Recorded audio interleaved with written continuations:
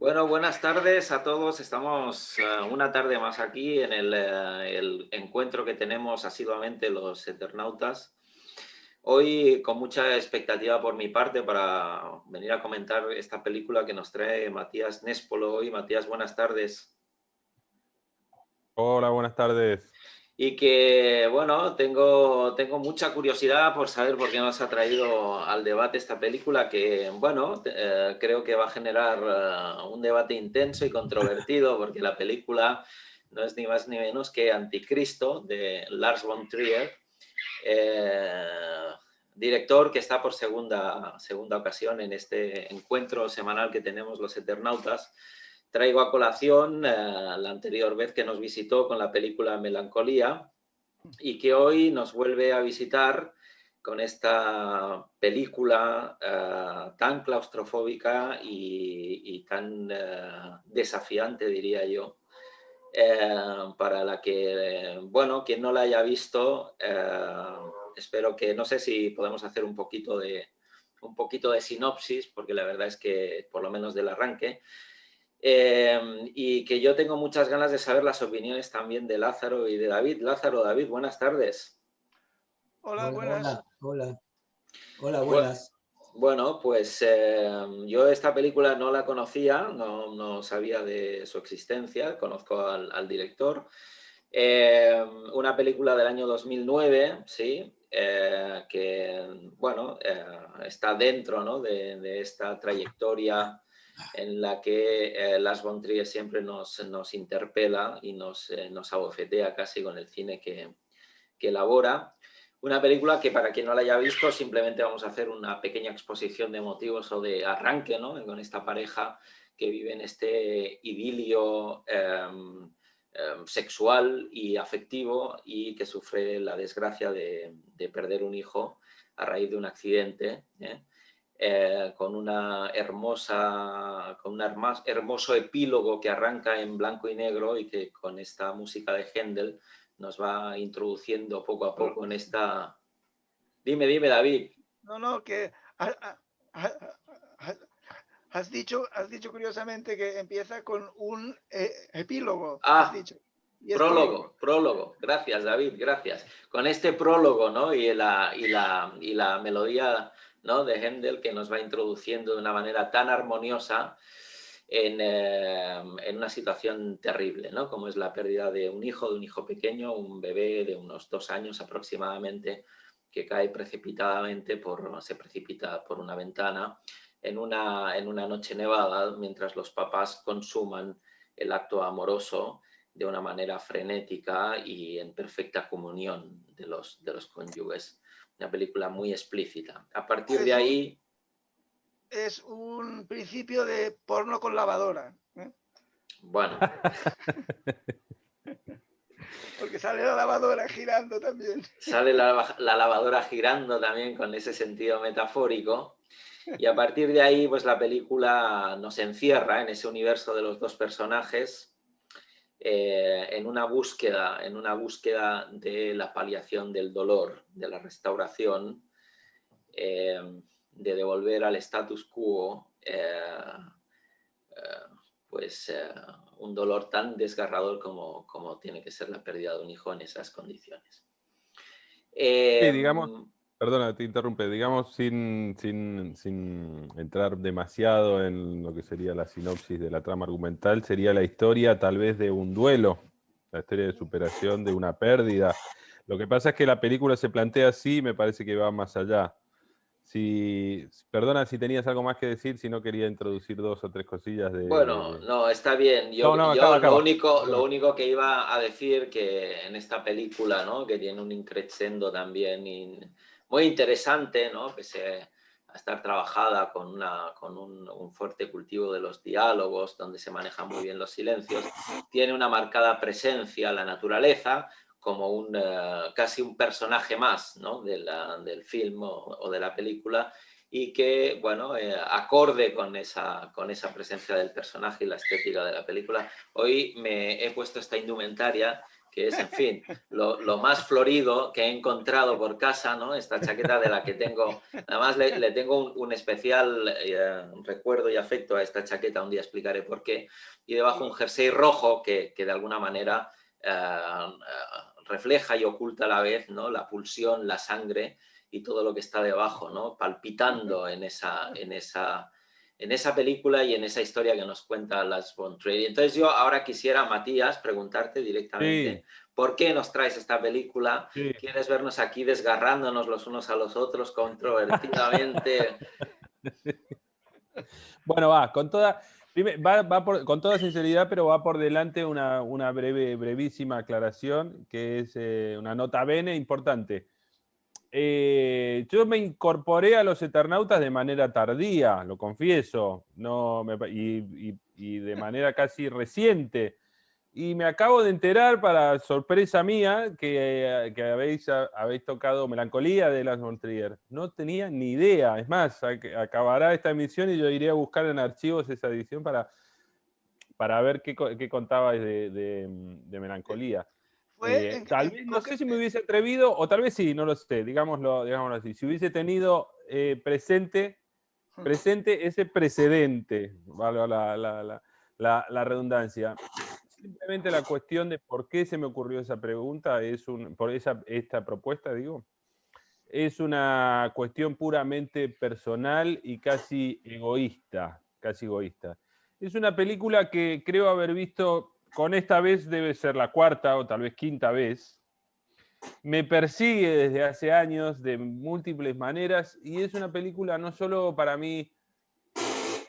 Quizás es una pulsión un poco masoquista, pero me parece una película sumamente... Va por delante también, me parece una película sumamente desagradable, sumamente inquietante, angustiante, demasiado explícita en algunas cuestiones, demasiado agobiante o claustrofóbica, habías dicho tú, José, me parece también una muy buena definición, pero de alguna manera me sigue persiguiendo este filme, porque no logro descifrarla, si es que se debe interpretar o descifrar las películas.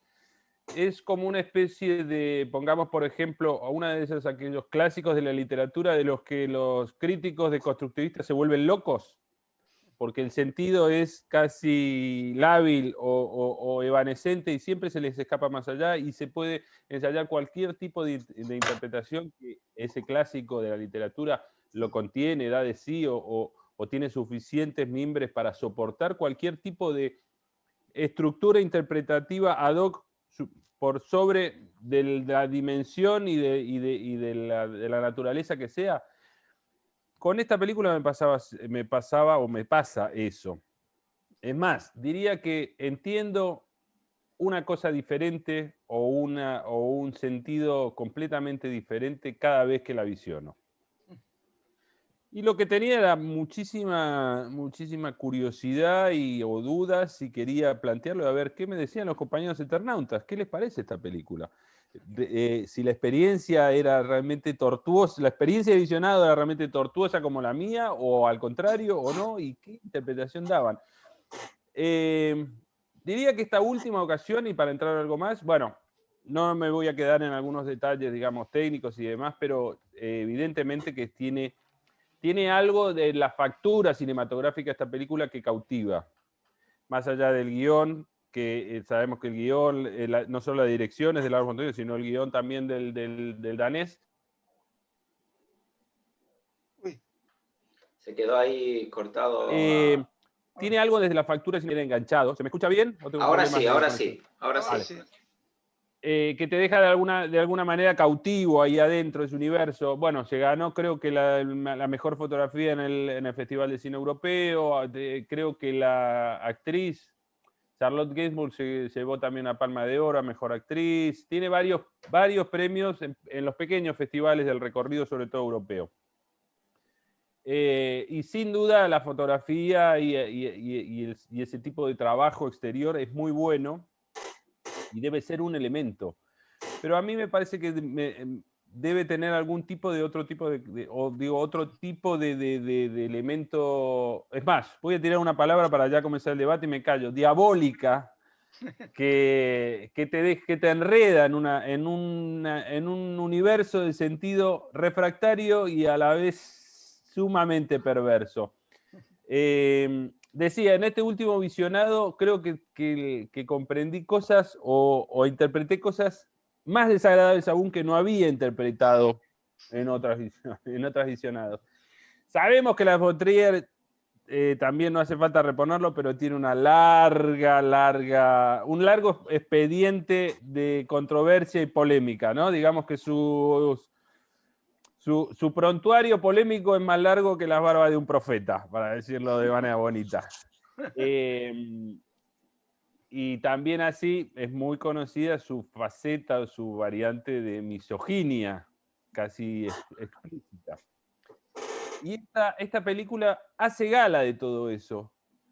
Hace gala, sobre todo, digamos, uno de los temas o de los ejes de ese guión tan refractario vendría a ser como la naturaleza femenina del mal.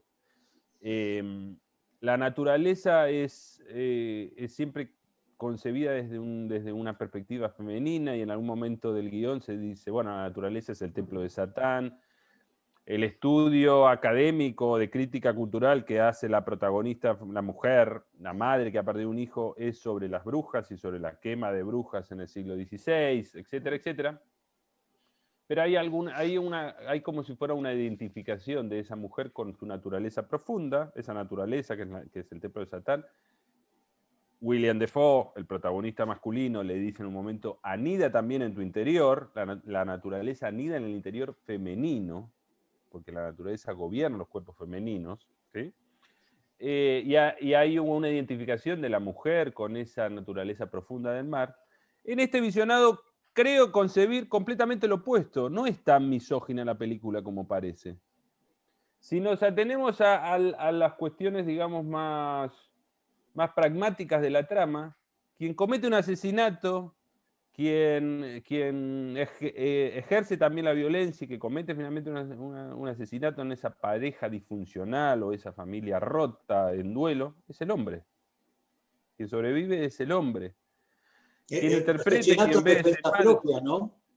¿Cómo? En defensa propia mata. Ahí yo lo pondría en duda, lo dejamos para el debate, pero me parece que esa escena del estrangulamiento final del marido a la mujer, que puede ser, tal vez podemos entender que lo que hay allí es un brote psicótico, incluso muy anterior a la muerte del hijo, el brote psicótico de ella. Y quien entra en y quien parecería que desde la racionalidad, pensemos que el personaje masculino es un terapeuta, es un psicólogo, que se esfuerza porque la psiquiatría o la ciencia médica le quite las drogas a su mujer que está superando el dolor y que lo atraviese de la manera más natural posible, natural entre comillas, y que supere eso que tiene que superar, que es la pérdida, el dolor inefable, inenarrable de la pérdida de un hijo, algo que nadie puede de alguna manera sobrellevar, o el dolor más terrible según la literatura y según nuestra experiencia de la vida, ¿no? Y quien se esfuerza porque supere eso sin drogas o sin ayuda médica es el marido. Y ejerce esa relación paternalista, un tanto bizarra y un tanto jerárquica de maestro o terapeuta, paciente, débil, femenino. Es una película endiablada. No sé, en esta ocasión he visto que lo demoníaco del anticristo, lo demoníaco de la película de Lars von Trier, era mucho más complejo de lo que parecía, no era una lectura literal sobre su misoginia o sobre la naturaleza femenina del mal en el mundo. Me pareció ver todo lo contrario, pero bueno, ahora ya me callo y podemos arrancar el debate. Pues no sé, le voy a dar la palabra a Lázaro, si te parece bien, y simplemente voy a apuntar que Lars von Trier hace gala, ¿no? Nos muestra de una manera muy clara que el diablo está en los detalles. ¿No te parece, Lázaro? Pues no sé, mira, yo antes de empezar mi comentario, la parte incluso de mi comentario, quiero hacer una especie de prólogo de lo que, digamos, sí, o de preámbulo, mejor dicho, ¿no? En general, sobre el tema de la crítica, el tema de la crítica también es un tema que alguna vez tendríamos que conversarlo, ¿no? Cómo se ejerce la crítica, desde qué mirada, desde qué ángulo, ¿no? Y cómo condiciona, digamos, las circunstancias particulares del crítico. Pero bueno, en este caso, no en este caso de la película esta, sino en el caso de los comentarios que uno puede hacer, que yo pueda hacer, ¿no? Yo personalmente no soy un buen crítico, ¿no? O no soy un crítico entusiasta de la crítica. En general la crítica consiste en encontrar virtudes de una obra por un lado y por el otro lado defectos y después sacar una especie, es decir, una especie de resultado general como si uno fuera un dios que juzga, ¿no? Y yo, a propósito de esta película, pensé sobre esto, ¿qué puedo decir de esta película, no? Y realmente sí se puede decir muchas cosas, pero lo que puedo decir hoy, si a lo mejor la veo dentro de 2 años y ya diría cosas diferentes. Y una cosa más que quiero agregar, que todavía no he entrado en el comentario de la película, una cosa más, mi postura es lo que los griegos llamaron epogé. No sé si habéis oído hablar de esto, o epogé, no sé cómo se pronunciaría en ese griego koiné, ¿no? Así que es poner las cosas en el aire y contemplarlas sin tomar partido, dejarla que solas vaya desarrollándose el criterio. Y yo a eso, antes de conocer el término de epogé, le llamé perplejidad, prefiero seguir llamando de perplejidad, ¿no? Y me defino como un perplejo, quizás otras veces me habéis oído comentar esto, ¿no? No lo sé. Es decir, en los últimos tiempos soy muy prudente a la hora de hacer evaluaciones, porque me parece que así como las cosas que se hacen siempre están en desarrollo, nada está quieto, también el juicio de uno, el criterio de uno cambia. Y entro en materia ya. Bueno, a mí la película no, como he dicho, no la voy a juzgar, sino que voy a dar pareceres, detalles así, que no. Yo de las que he visto de Lars von Trier, son películas, en casi todas nos muestra personajes psicóticos, ¿no? O el borde digamos, bailando en la oscuridad, ¿no? Bueno, en todo caso siempre hay tragedias, ¿no? Y supongo que la tragedia tiene un rol en el arte, ¿no? Y empezando con las tragedias griegas y todo esto, pero siempre bailando en la oscuridad, donde la protagonista se ve forzada a matar a una persona y después es condenada a muerte, esto en Estados Unidos, en Rompiendo las olas, también un final muy trágico, ¿no? Y en Melancolía, que también es una película que pretende estar llena de símbolos, ¿no? Yo soy, no soy adicto a buscar símbolos en las obras, tanto literarias como cinematográficas, en las narraciones en general, ¿no? No buscar intencionalmente, ¿no? Como me pasa lo mismo con el humor, no soy adicto a buscar situaciones humorísticas que se me vienen al paso. Por ejemplo, algunos dicen que soy un humorista, ¿no? Que mi literatura es humorística, pero estas me vienen al paso por el absurdo de las situaciones y de ahí las suelto, pero no es que las esté buscando especialmente, pero sobre todo buscar símbolos y cosas. Además siempre me ha parecido una cosa muy de los años 60, ¿no? Cuando comenzaba la Nouvelle Vague, y todo este tipo de cosas. Y entonces se busca, digamos, situaciones con cierta lentitud y diálogos y de pronto todo muy expreso, ¿no? Bueno, la película que a mí más me gustó de este hombre es Dogville, ¿no? Que me parece que la más original. Bien. Ahora, ¿qué puedo decir yo? Pues de esta película, obviamente, como dijo Matías, es una película, sí que es desagradable, a mí me resultó desagradable. Desde el punto de vista de quien busca en la factura artística el placer, pues mejor que no la vea, ¿no? La película sí que es impactante, digamos, produce desagrado, no daré definiciones generales, sino hablaré por mí. A mí me produjo desagrado, todas esas cosas que me parecieron excesivamente gráficas, como cuando la mujer se corta los labios vaginales o el clítoris o algo así, cuando le clava ese terrible tornillo, todo ese tipo de cosas, ¿no? Y ya empieza de una manera que te produce desazón, ¿no? Con la muerte del niño. Bueno, en fin, y después está lleno de símbolos, hasta el símbolo final, ¿no? De esa especie de, no sé si sería el epílogo, cuando el protagonista, que lo hace, ¿me ayudáis por favor? ¿Quién es? William Dafoe. William Dafoe. Ah, William Dafoe, sí. William Dafoe, aparece una multitud detrás de él y todo eso, ¿no? Bueno,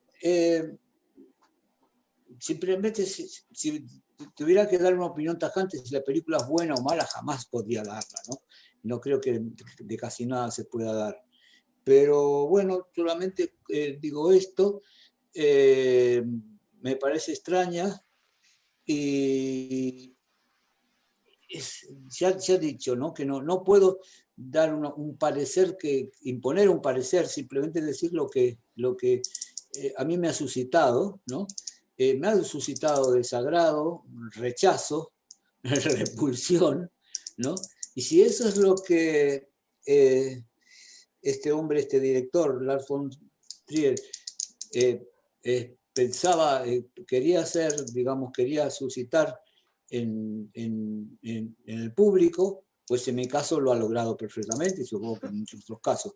De todos modos, tengo entendido que esta película, por lo menos en Europa, en su país, en Dinamarca y en todo el lugar, ha tenido mucho éxito y como Matías dijo, tuvo muchos premios y cosas por el estilo, ¿no?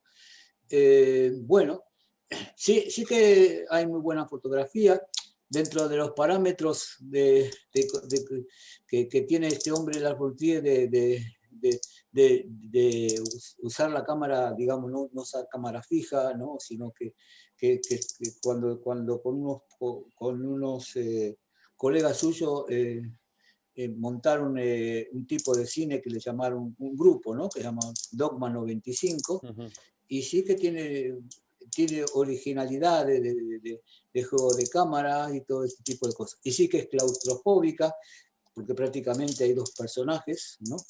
Que se la pasan luchando entre sí, de un modo. Y bueno, no mucho más yo puedo decir, digamos así, siempre es una película que también te deja atónito un poco, ¿no? Pero en realidad estoy hablando por mí mismo, ¿no? No puedo dar juicios generales de esta película. Así que no puedo decir mucho más. Bueno, yo os diría una pequeña cosa simplemente. Se oye como una pequeña carraca. No sé si estáis usando algún artilugio. Si es así... No sé, algún cúter sí, o algo así. Ah, no sé. perdona, Era eso exactamente lo que quería decir, que nos estabas inquietando qué ibas a hacer con la hoja de cúter, porque voy a asesinar, ahora voy a asesinar a mi mujer que está en la otra habitación. Sí, yo creo que ha sido una influencia de la película última que comentamos, ¿no? Sin duda, sin duda. Ya te dejamos la palabra automáticamente, David, pero quería remarcar, me gusta mucho esa posición que toma Lázaro de la perplejidad. Y sin duda ese sería el motivo principal por la que le he elegido. Lo que pasa es que tal vez yo me resiento un poco a esa perplejidad o me resisto y trato de comprender algo más. Como no logro comprender absolutamente nada de esta película y los símbolos que aparecen allí me torturan o me persiguen, es como la planteé o la propuse para intentar descifrar algo más. Me callo, David. Adelante. Bueno, Nada, no, que simplemente que esa carraca, ese sonido de un cúter, de una hoja de cúter probablemente oxidada, un poco oxidada, era inquietante cuando se está comentando una película en la que la cirugía se hace en unas condiciones higiénicas lamentables, ¿eh? O sea, con muy verdad, pocas, sí, sí, con muy sí. pocas Sí, garantías. está un poco oxidada, sí, mira, puedes ver. Está, no sé Bueno, si... no, yo simplemente lo que quiero comentar es que esta es una película fascinante. O sea, cuando empieza la película, uno piensa, este tío es un genio. O sea, Lars von Trier es un genio, es un director genial, porque, porque es una película que te fascina con ese principio, con ese principio que ya tiene una carga terrible, ¿no? En todos los sentidos, ya anticipa un montón de cosas de la, y encima con ese virtuosismo en cuanto a la imagen, el uso de la cámara lenta, de, bueno, todo. O sea, es un puto genio, ¿sabes? Dices, este tío es un cabrón, ¿no? Y luego la película sigue y es fantástico, o sea, es un guión buenísimo porque ahí es un gran narrador, o sea, es un tipo que con el lenguaje cinematográfico narra estupendamente una historia de un proceso mental, de un duelo, lo que en principio parece que va a ser un duelo, ¿no? Muy terrible de unas personas que han perdido al hijo único, ¿eh? Porque eso es algo que no hemos comentado nadie, que un hijo único, ahí no hay otros hijos, hay el matrimonio con el niño, y lo que significa esa pérdida, ¿eh? O sea, el sentimiento de pérdida tan traumático y tan patológico en la mujer, que es la que lo lleva peor, digamos, y el marido como al final decide ayudarla a él, todo eso está estupendamente, con unas pocas escenas sueltas, se narra estupendamente el proceso ese, como él toma el trabajo, aunque sabe que no es, que para un psicólogo, para un psiquiatra, que no es aconsejable tratar personas cercanas, pero él en este caso ve que no queda otro remedio, y todo eso está hecho está hecho con una maestría, con unas escenas breves, pero que te lo explican todo estupendamente, con una fuerza, con una intensidad terrible. O sea, es buenísimo. Entonces, es un autor, además, es un autor valiente, porque más allá de que le guste provocar o que le guste llevar las cosas hasta el máximo, hasta los límites, digamos, pero es un autor valiente porque toca temas que no son agradables, o temas que hay otros, algunos que nadie toca prácticamente. No sé, yo pienso en la escena esa primera, ¿no? Que se entiende perfectamente lo que está ocurriendo, pero hay el primer plano de los genitales, de una penetración, que es un primer plano que dura un momento, pero para que quede claro, ¿no? O sea, yo creo que está plenamente justificado en este caso, decir, no, o sea, están follando, o sea, esto va de veras, ¿no? O sea, creo que es genial, ¿no? Y entonces luego la película va evolucionando, y todo el principio de la película, aunque en esa primera escena hay unos avisos ya de cosas que saldrán luego, lo de los tres mendigos, que ya salen las figuritas de los tres mendigos, pero el principio y todo el proceso del duelo y cómo lo va acompañando el marido, que quiere, como le hace de terapeuta y quiere, digamos, curarla, o en el sentido de que lleve mejor eso, todo eso es muy realista, o sea, podría ser completamente real, digamos, ¿no? Pero luego cuando se van a la naturaleza, ahí ya aparecen otras fuerzas y otras cosas más irracionales y más inquietantes, ¿no? Entonces, una cosa que tiene Lars von Trier también es que es tan bueno, es tan genial, que él va a demostrar su tesis, va a explicar su tesis, su historia. Entonces, un poco prescinde, o sea, no es un autor que no deja que los actores tomen protagonismo, que nada tome protagonismo, ni le aparte, digamos, de lo que quiere explicar, ¿sabes? Es un poco tiránico en este sentido. Entonces, la historia, que en principio es una historia realista, luego pues entra en un proceso para explicar algo que es que es algo intenso, profundo, y que, a ver, yo lo que tengo que decir es que es una película que a mí me ha fascinado el principio y estaba metido dentro y lo iba siguiendo con un interés terrible, pero en la última parte, en la parte más gore, digamos, pues ahí me he apartado un poco. O sea, no, digamos que me ha echado un poco para atrás y ya no estaba tan metido dentro ni tan entusiasta, digamos, ¿no? Pero esto yo estoy convencidísimo de que es simplemente porque está tocando temas que a mí personalmente no me afecta, porque este hombre habla de cosas muy intensas y muy fuertes y muy heavy, pero que no todo el mundo conecta con esa problemática, ni le afecta, ni tiene sensibilidad para determinadas cosas. Entonces, yo el tema de la pérdida, aunque no soy una persona que haya vivido o que haya sufrido la pérdida nunca, aunque yo he perdido a mi padre y a mis padres, pero bueno, no he sentido eso, pero hombre, es algo con lo que puedes identificarte, aunque a ti no te haya afectado nunca eso intensamente, pero eso sí que lo puedes entender. Pero luego entra un tema mucho más complicado con el que yo simplemente no me afecta, digamos. Es un tema que no me afecta, que es el tema que sale al final el tema de la sexualidad, del placer, del sentimiento de unas cosas que yo incluso tengo que confesar que no he entendido bien. No he entendido muy bien el final ese con esa multitud que no le sigue, que viene hacia él, que se cruza con él, que van como si fueran hacia allí, hacia el lugar en el que ha ocurrido la Son cremación, mujeres, que hace son él al final. mujeres, son ¿Qué? mujeres, Son todo mujeres, sí. mujeres. Y luego también esos cuerpos blancos, esos cuerpos que pueden ser femeninos, que está todo sembrado, el suelo. Claro, a mí eso ya no me ha afectado nada, pero en cambio me consta que hay personas que precisamente eso les toca la fibra, o el hecho de que siempre esté relacionado esa neurosis, digamos, o ese sentimiento terrible con la sexualidad, con intentar encontrar el placer sexual, y luego el hecho de que ella se digamos, mutile el órgano del placer, ¿no?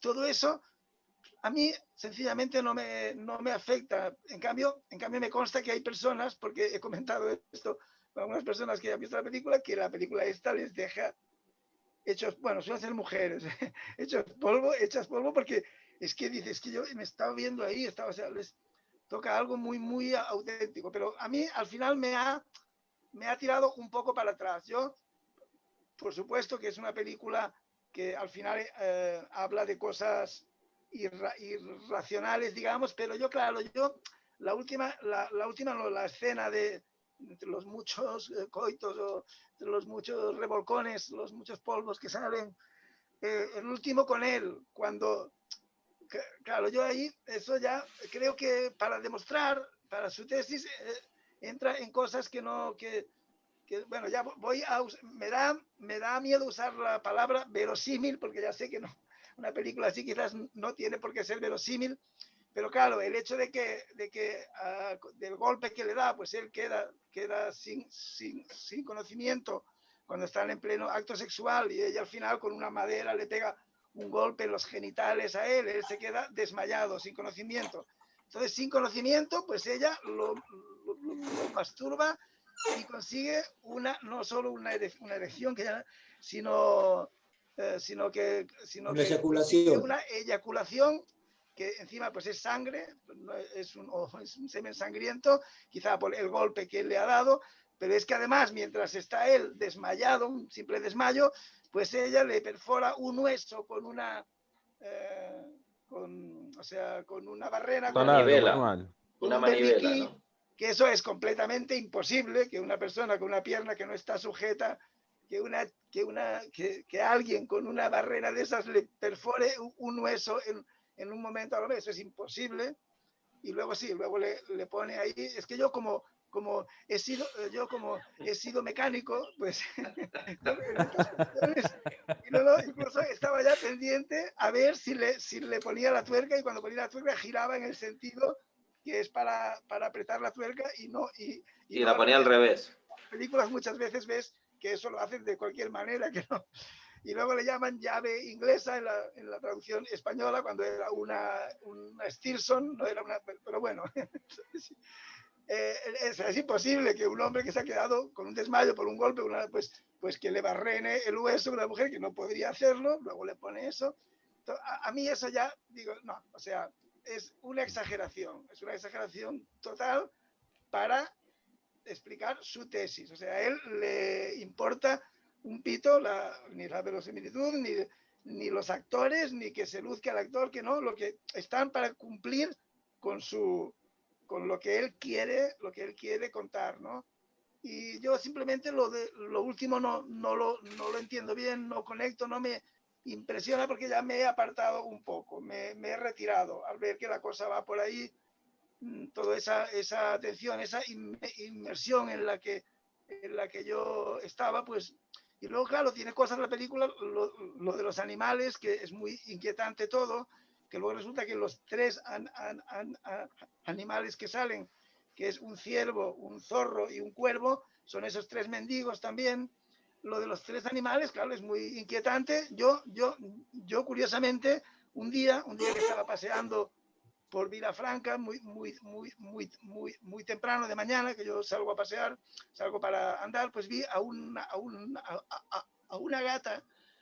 gata callejera que iba andando con una indiferencia total, y tenía una cría, un feto que se notaba que estaba muerto ya, que le salía, que estaba a medio salir, ¿sabes? El canal de parto. Vaginal, a medio salir, y se notaba que estaba ya muerto, rígido, como medio seco, y iba la gata andando sin ninguna, como si eso no, como si no pasara nada, como si no fuera con ella, ¿no?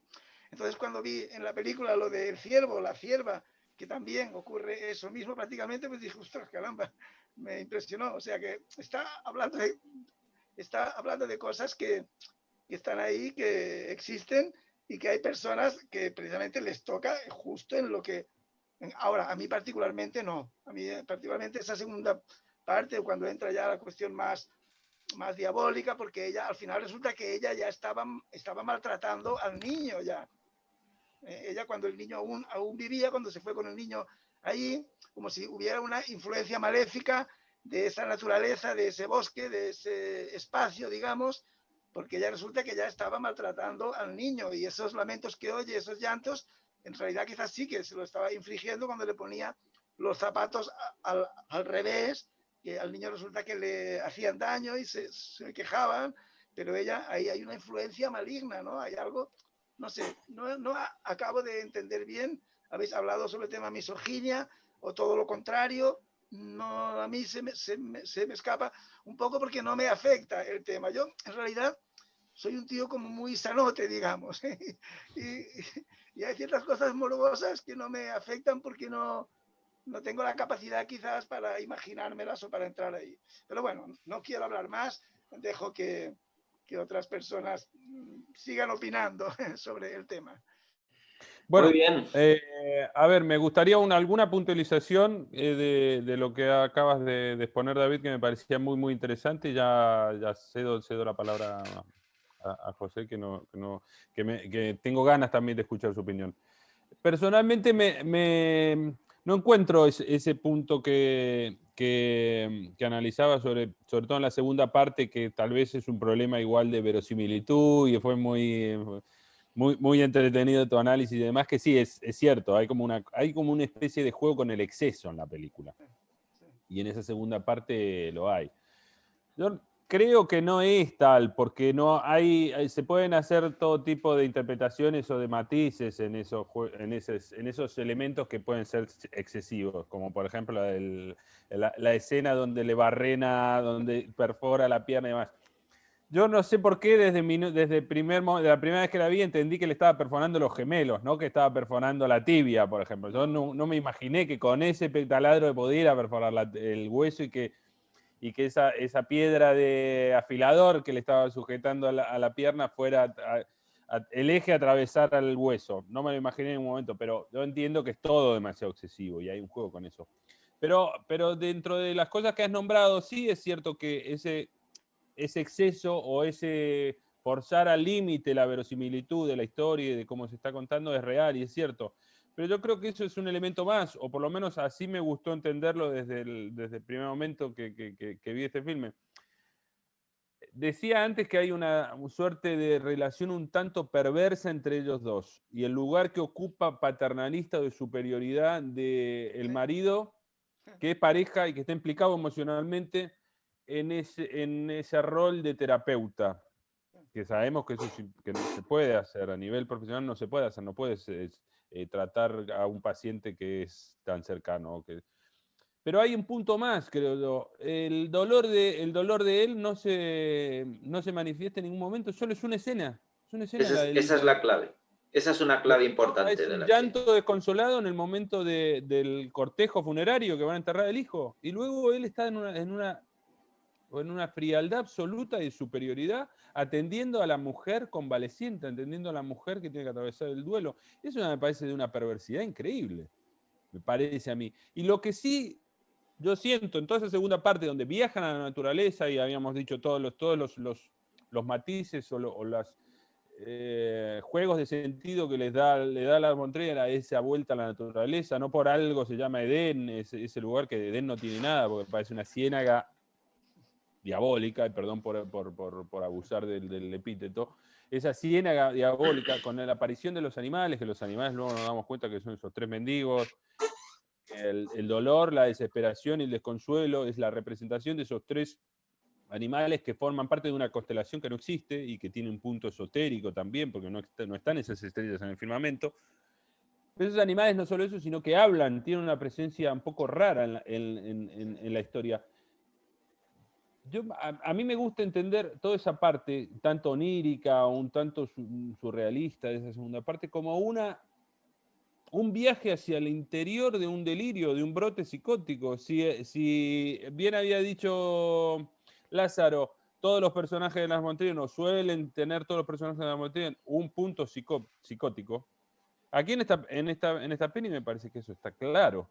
Y lo que hay, creo yo, es un viaje desde la racionalidad o de esa posición un tanto perversa de superioridad racional del terapeuta y del que se va a hacer cargo de ese delirio o de ese brote psicótico o de esa enfermedad mental. Hay un viaje hacia el interior. Eso es lo que realmente inquieta o descoloca al espectador de esta película. Porque todas esas imágenes sobre el final, esa especie de congregación de brujas hacia un gran aquelarre en la cima de la montaña de esa escena final, que aparecen esas mujeres sin rostro, que lo dejan a él impávido y suben, podríamos entenderlo como un viaje hacia el delirio del mismo portador de la racionalidad y del eje, digamos, racional de la historia o de no sé, eso es lo que también desconcierta y descoloca al espectador, y me parece también a valorar.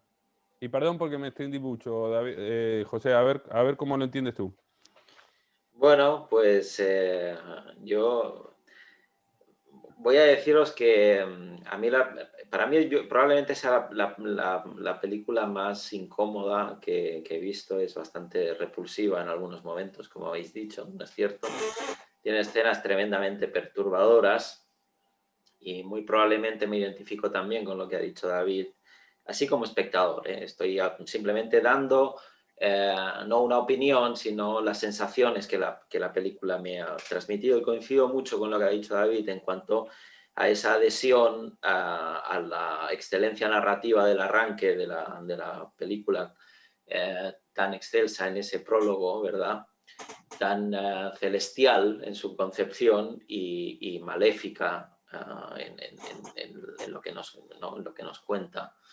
Y también me adhiero a esa desafección hacia la parte más final, que incluso me provocó alguna risa. No os voy a decir que no es así, porque a mí cuando le coloca esa piedra, esa mola o esa estructura, ¿no?, tan pesada en la pierna, cuando ella, ¿no?, lo acusa de que lo va a abandonar, ¿no?, como la mujer, ¿no?, que quedará desamparada o no. En fin, yo casi veía ahí una viñeta de Mortadelo y Filemón, ¿verdad? por el exceso, ¿no? que había en eso, porque eso está. Va. Entonces, en ese sentido, la película es, bueno, provoca rechazo, en ese sentido, pero claro, no es esa la única lectura que uno hace, ¿no? Yo he de decir que a mí me gusta mucho el cine de Lars von Trier, que me encanta la manera de narrar que tiene, pausada, muy focalizada en los detalles, con esa fotografía excelsa, ¿verdad? Esa combinación con música y con silencios y con el poder captar, ¿no? Incluso el pálpito, ¿no? del flujo sanguíneo en esos planos cortos, ¿verdad? Ahí es donde uno da cuenta de la excelencia narrativa. Por lo tanto, no tengo mucho que añadir. La película creo que técnicamente y narrativamente lo que cuenta conduce bien en ese canal narrativo en el que nos va adentrando hacia un punto máximo de locura extrema. Pero claro, yo no puedo hacer un análisis solamente como un espectador y más como un espectador que, si queréis, pues conoce algo de las técnicas narrativas, no en el ámbito cinematográfico, pero sí cómo se cuentan las historias, ¿no? Porque claro, de alguna manera la película también me interpele como profesional, ¿no? Yo soy psicólogo, soy psicoterapeuta, y entonces, claro, no puedo tampoco abstraerme de hacer algún comentario en ese sentido, porque además la película, esta relación que muestra del terapeuta que atiende a su mujer que está pasando por un trance tremendamente doloroso, ¿no? de un dolor insoportable, y que contraviene cualquier principio deontológico, cualquier ética profesional, la de que el terapeuta mantenga el más mínimo contacto o vínculo emocional con la persona a la que atiende, ¿verdad? El planteamiento que se hace en esa película, no sé si intencionadamente o no, porque no sé hasta qué punto no es irónico, es que es completamente errático, ¿no? Yo creo que esto no hace falta ser psicólogo ni psicoterapeuta para darse cuenta de que cuando uno está sumido en una profunda depresión, que es lo que le pasa supuestamente digo, porque eso es lo que se nos muestra a esa mujer que después de la pérdida del hijo acarrea una depresión casi catatónica, no sabemos, aparece un mes en una postrada en un hospital, en la cama de un hospital, drogada, ¿verdad? Y que él duda de que ese tratamiento sea eficaz o le resulte de utilidad, y lo que se nos está mostrando un cuadro clínico de depresión profunda grave de carácter reactiva, ¿no? por una muerte súbita y irreparable como es la del hijo único, como bien ha marcado David, ¿no? Entonces, en ese sentido, tratar de enfocar la terapia desde un plano cognitivo-conductual, que es lo que hace este psicoterapeuta, ¿verdad? Tratando de buscar, no solamente en el rudimento de culpa que él pudiera incluso intuir, que ni siquiera por ahí, ¿no? Él hace ninguna hipótesis, ¿no? Sino querer abordar el dolor desde el miedo, me parece de un absurdo incontestable. O sea, lo único que posiblemente no tiene una persona que pierde a lo más querido es miedo. Eso puede aparecer después, cuando uno está restaurado, cuando uno ha conseguido volver a una cierta normalidad, ¿no? Pero lo que hay es una profunda desesperación. Entonces, en ese sentido, narrativamente la película adquiere, yo creo, un poco en favor del avance narrativo, un matiz, una dimensión un tanto detectivesca. Me voy a explicar. Es decir, tenemos al terapeuta inspector que trata de averiguar, ¿no? Dónde el asesino se dejó las pistas, ¿no? Entonces, como estructura narrativa funciona bien, pero desde el punto de vista de la verosimilitud que nombraba antes David, ¿no? Esa verosimilitud en consonancia con una hipotética realidad, la verdad es que queda un abismo importante, ¿no? Luego yo creo que más allá de eso, la figura que nos muestra de este padre afectado en un primer momento, como decía Matías, en ese cortejo fúnebre, es un padre que desaparece porque su afectación de alguna manera queda reducida a la más mínima expresión. Él emerge a partir de ahí como un terapeuta investido de razón, de conocimiento científico, desde el cual quiere terapiar o restaurar un daño, ¿sí? Y yo creo que un daño, en este caso psicológico, moral también, ¿no? de incalculable magnitud, ¿no? Entonces, yo creo que ahí sí viene a poner de relieve algo que como terapeuta y como profesional uno tiene que tener claro. Si es que desde la palabra se puede intervenir directamente en lo desgarrador, en lo que nos parte, en lo que nos destroza. Y yo ahí no tengo una respuesta ni como persona y mucho menos como profesional. En cualquier caso, lo que sí creo, y esto lo digo como profesional, es que probablemente desde esa posición narcisista del terapeuta ante el dolor del otro es imposible arreglar nada. O sea, desde ese plano donde la racionalidad, desde donde un conocimiento, ¿no? Dado por el método científico, nos va a dar las herramientas para poder hacer que el otro se sienta mejor, estoy convencido que desde ahí no vamos a poder intervenir. Si no es con un mínimo de empatía por el dolor del otro, que es de lo que él carece y de lo que ella le acusa también en algún momento. Entonces, en ese sentido, a mí la exposición, ¿no?, de esa relación terapeuta-paciente, marido-mujer, que además está constantemente saturada de una sexualidad, ¿no?, exacerbada, a través de la cual ella intenta conseguir pequeños oasis, ¿no?, para el dolor y el gran desierto por el que está atravesando.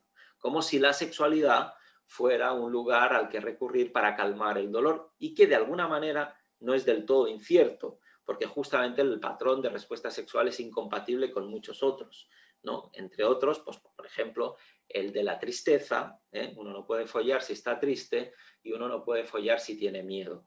Entonces, salir de la tristeza y salir pues del miedo a partir de lo sexual es algo que sí tiene una cierta lógica en el funcionamiento de la psique.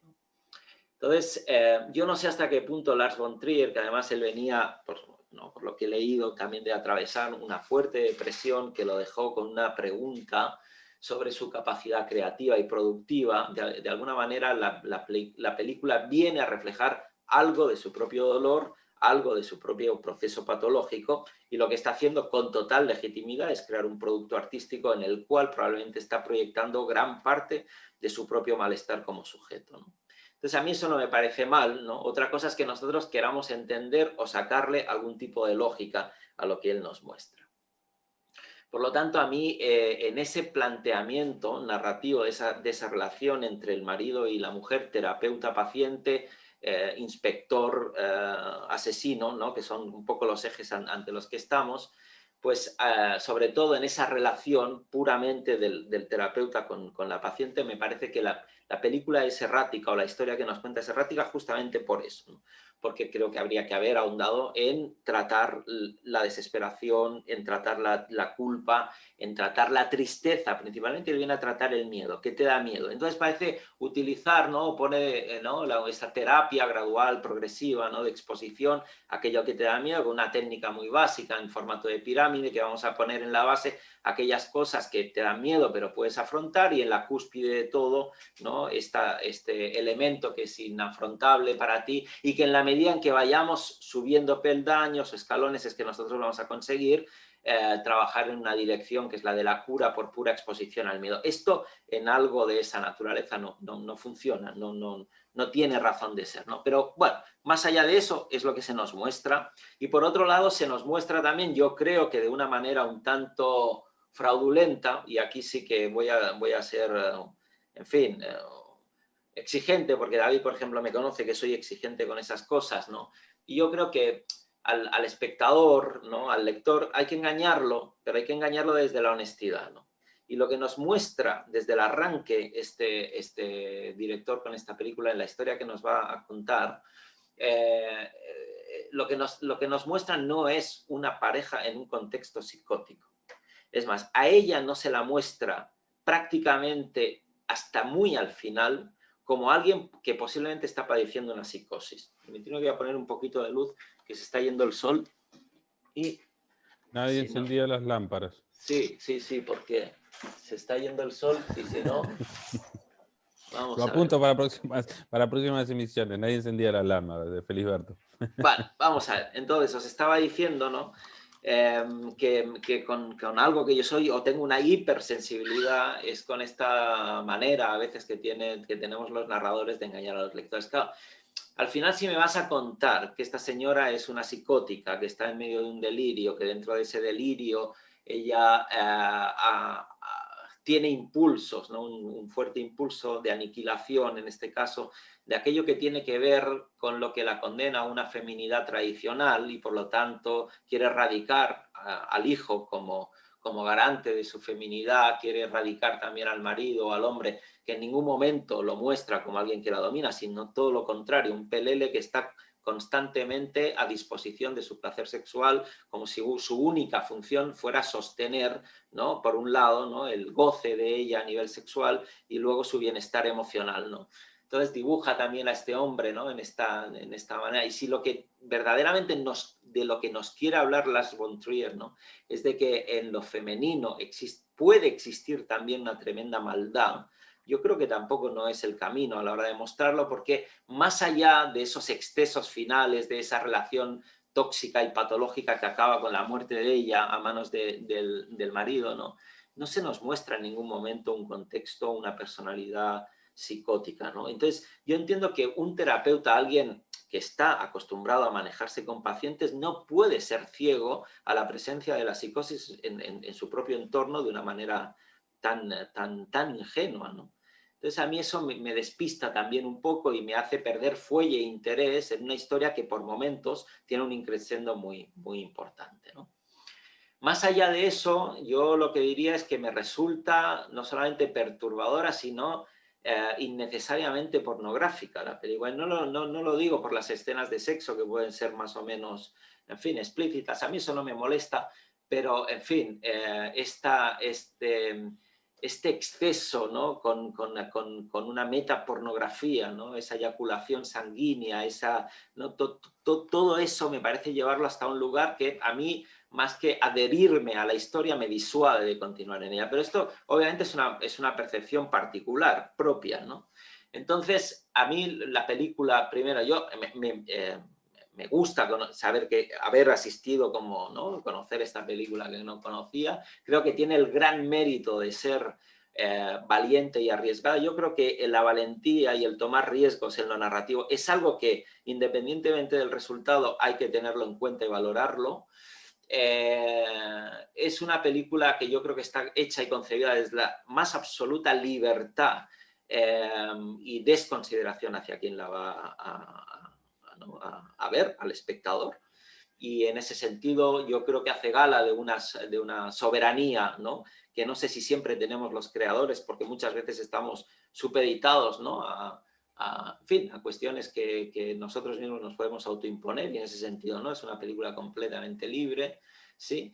Y por lo tanto son cosas que yo valoro mucho. Aún así no voy a decir, porque no se puede decir que es una película de la que he disfrutado, ni siquiera en ese plano estrictamente en el que él puede adentrarse, o podría adentrarse, que es en la existencia del mal, ¿no?, y el mal dentro de la mujer, ¿no? Acabaría un poco la exposición haciendo un pequeño paralelismo, ¿no?, que de alguna forma ya, bueno, en los textos freudianos está. Yo quiero decir, si uno quisiera ponerse un poco psicoanalítico aquí, es relativamente fácil hacerlo, ¿no? Ella encarnaría perfectamente el ello freudiano, ¿no? El terapeuta, ¿no?, encarnaría la figura del yo, y luego ese desenlace ¿no?, que hay tan perverso, tan dañino, tan trágico, ¿no?, bien impuesto por las estructuras superyoicas, en este caso más parecería de ella, o posiblemente también de un superyo construido a partir de la relación. Es decir, si la relación de pareja en sí misma puede estar construyendo un superyo, entendido como aquel que nos tiraniza y nos impele constantemente al fracaso y acabar verdaderamente con la felicidad y nos impide de verdad ser felices, ¿no? Entonces, en ese sentido, la película, yo no sé si tenía esta intención o no de poner en valor y ensalzar, ¿no?, los clásicos conceptos freudianos y ridiculizar de una manera, en fin, la verdad es que un poco hilarante, ¿no?, los principios de la teoría cognitivo-conductual, pero en cualquier caso yo sí he hecho una lectura por ahí. Bueno, como veis, la película da para muchas interpretaciones, al margen de otras que con mayor y mejor formación que la mía podría hacer en relación, por ejemplo, con la historia del arte. Creo que también ahí hay como una especie de alusión al Jardín de las Delicias, ¿no? A, esta, ¿no? A una serie de temáticas, ¿no? Pictóricas. Creo que él también pinta y de alguna forma también, ¿no? Él tiene interés en ese sentido, Lars von Trier. Bueno, de último, ya para cerrar mi Y exposición... a la misma historia del cine también, perdona, y a la misma historia del cine está dedicado a Tarkovsky, la cita está sí, dedicada a es Tarkovsky. verdad, es verdad. Sí, sí. Y bueno, ya como última cuestión, yo no sé, porque claro, al fin y al cabo, si nos acogemos a la tesis doctoral en este caso la mujer está llevando a cabo relacionado con la quema de brujas, etc. Y luego ella acaba quemada como una bruja, ¿no? Yo no sé si al final lo que quería decir, ¿no? Es que el mal anida en la mujer como puede anidar en cualquier... Y lo que hay que hacer es que ¿no?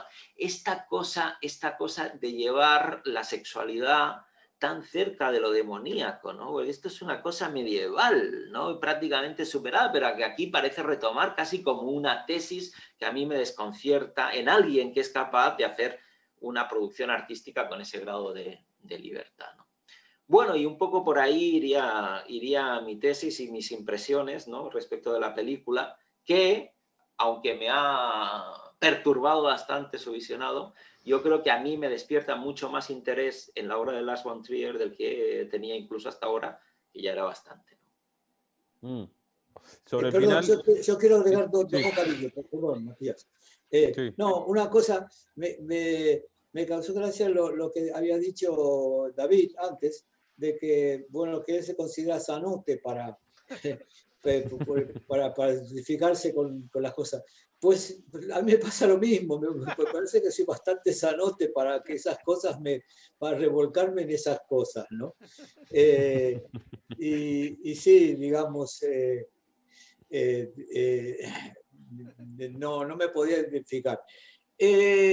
Al propósito, todos esos retorcimientos y todo ese tipo de cosas me hizo parecer la temática de la película, no así el visionado, pero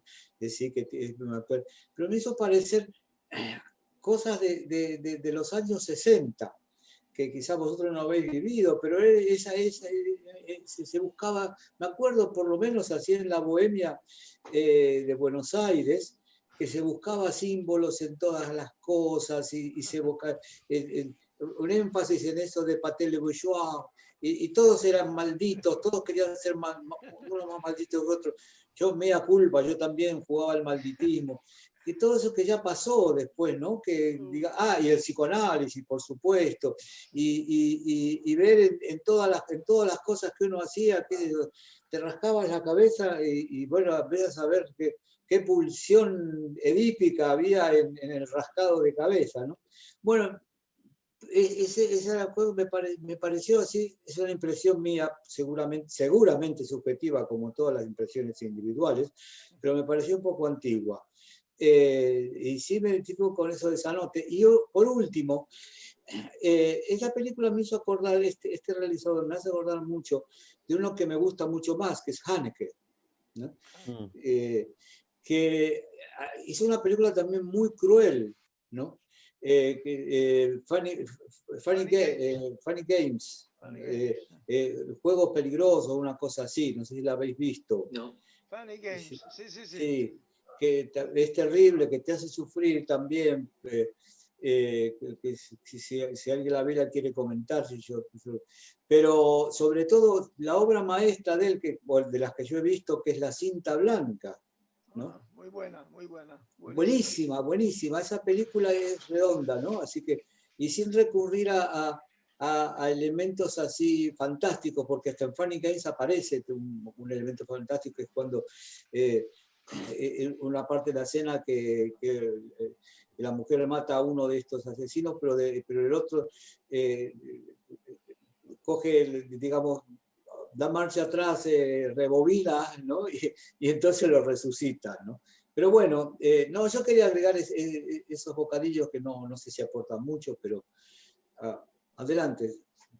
Igual, voy a hacer lo mismo, voy a añadir 2 bocadillos y lo único para lo único que añado, y para cerrar por mi parte, me gustó mucho tu análisis, de José, desde un punto de vista también profesional, Sí. terapéutico, desde la psicología y de la psiquiatría. Esto último que comentabas, la forma en la que trata o concibe la sexualidad como algo incluso demoníaco, medieval, es muy curioso de un tipo como Lars von Trier, porque me parece que también está presente, por ejemplo, en otra película sumamente desagradable y muy larga como Ninfomaníaca, ¿no?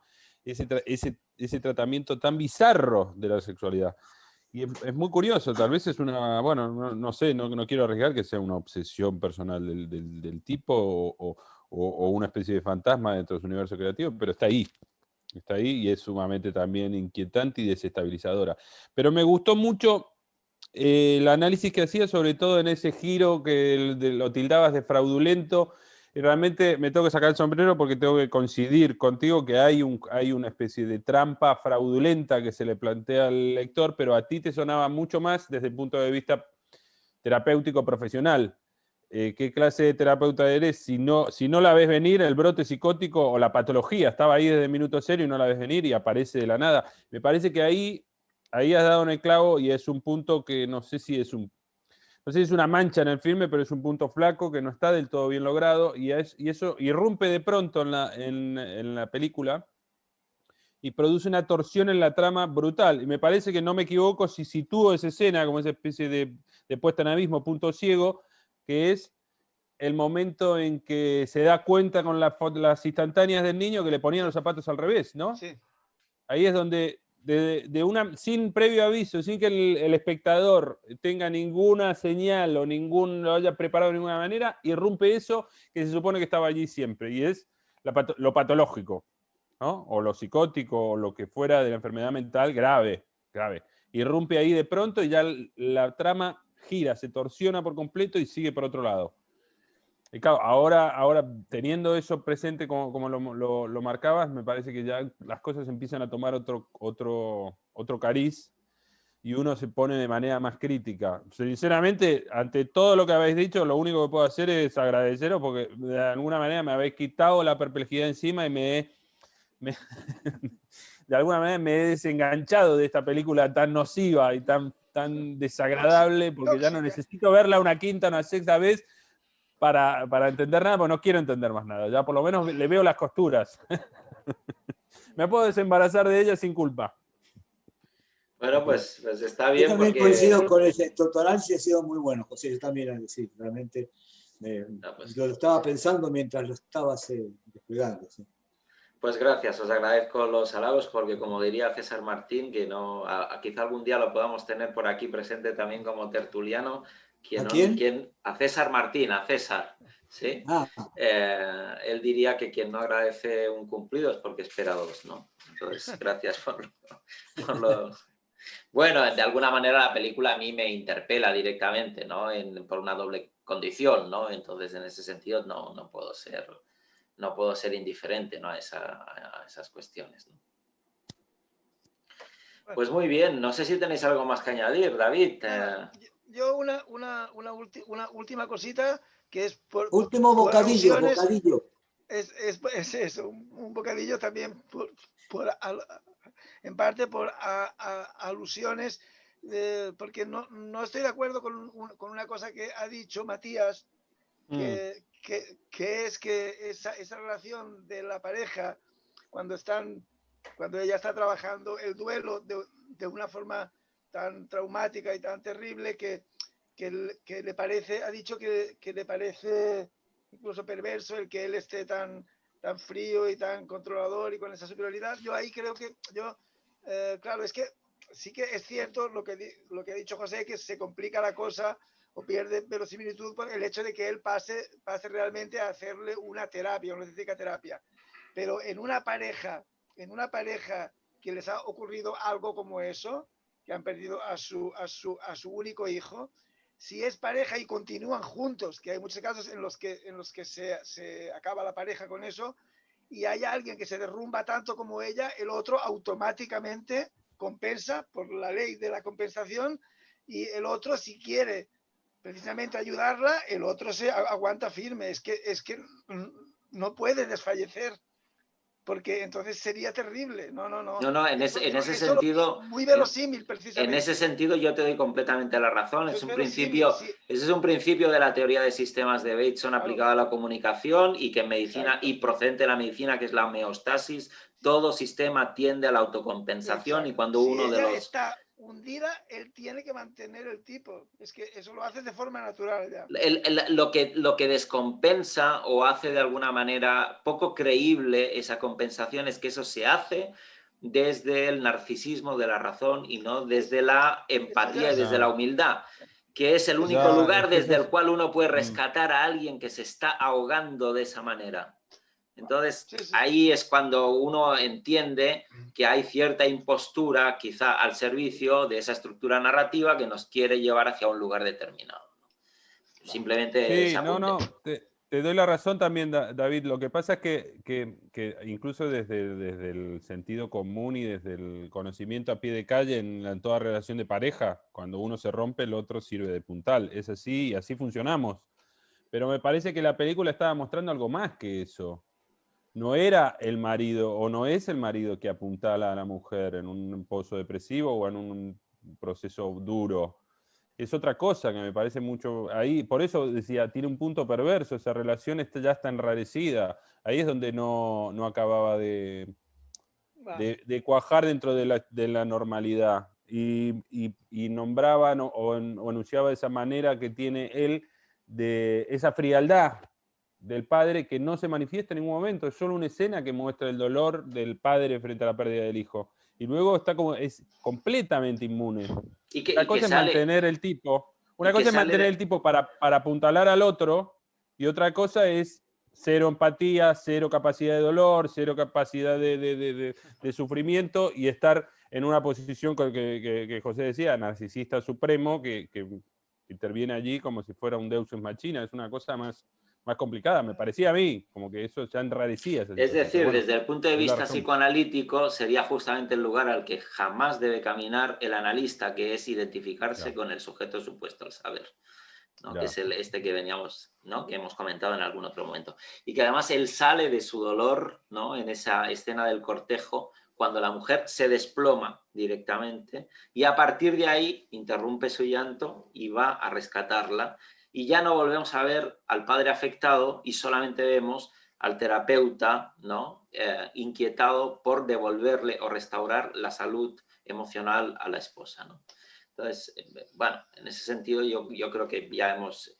Yo lo único que os dejaría para el final, como una especie de semilla envenenada, para que si queréis darle alguna vuelta, no para comentarlo aquí porque nos daría para otro programa, es si creéis que la película funcionaría intercambiando los papeles.